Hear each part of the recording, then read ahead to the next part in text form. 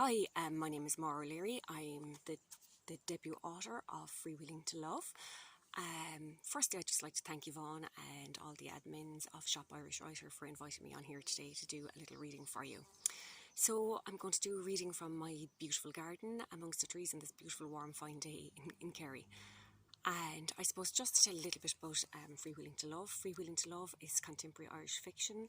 It's set in the cycling scene in Kerry, so it's very much based in the countryside, but it's modern contemporary fiction in that I suppose it looks at Irish family life, it looks at kind of modern Ireland, and I suppose how traditional Ireland is also in our culture, in our heritage, and I suppose in a lot that we do, and how it might influence some of our thoughts. But this is all weaved in through romantic fiction, so it looks at consent, it looks at fertility, I suppose it looks at paternity, all weaved through the story of a romance.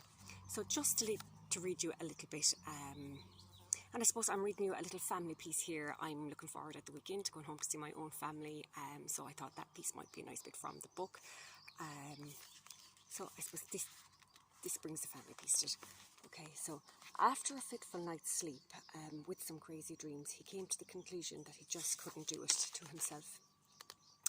He couldn't be in the same house and watch them romancing while his heart was breaking.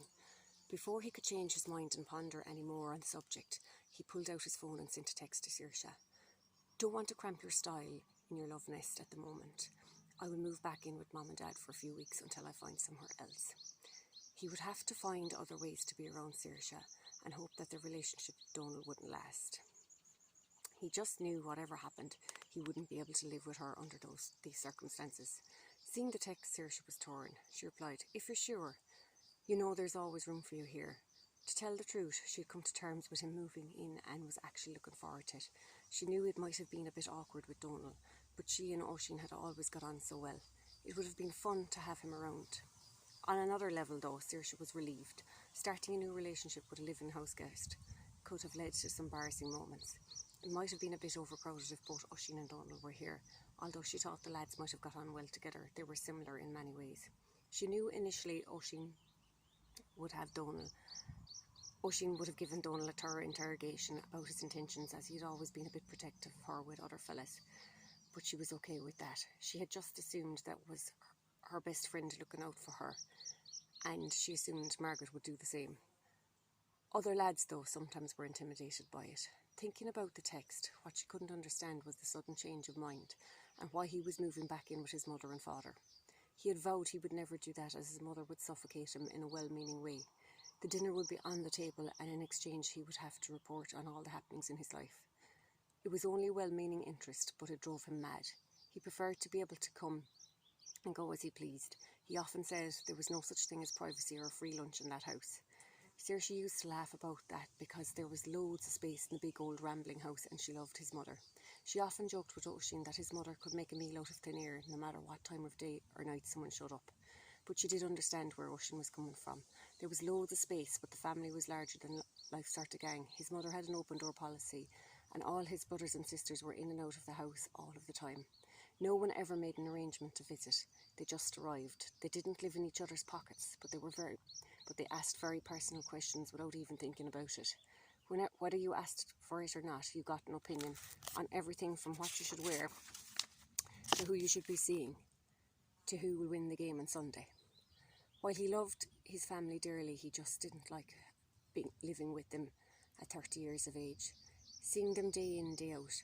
Oisín liked his space more than the rest of them, but Saoirse reckoned it was because, as the youngest, the rest of the family thought they had a God-given right to tell him what to do, more so than anyone else in the household. He had often told her how much he loved the house, a big old rambling farmhouse that had been built onto many times, but he had also vowed he would never move back in there unless he owned it himself.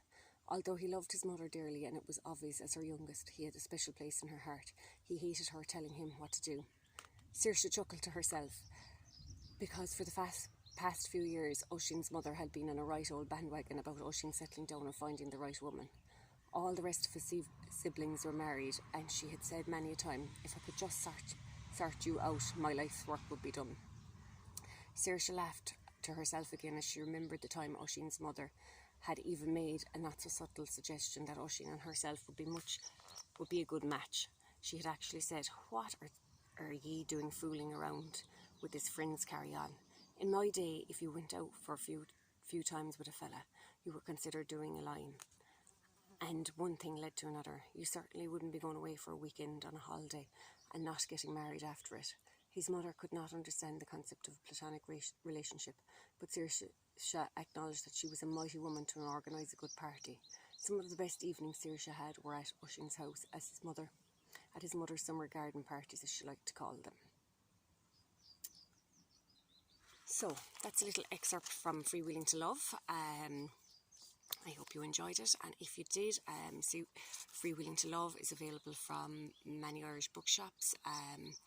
It's also available on Amazon, on Kindle. At the moment it's only $1.99 in Kindle, and for those of you who are library readers, it's in almost 50 Irish libraries. So it's also on buythebook.ie, and it's on Book Depository and a huge range of international online retailers. So if you're interested, I'd ask you to go out and have a read, and I suppose if you liked, maybe you might put a review up on Goodreads or on Amazon, or Waterstones, or anywhere else that you might actually buy the book from. But most of all, I hope you enjoy it, and if you do, tell a friend. Thank you very much.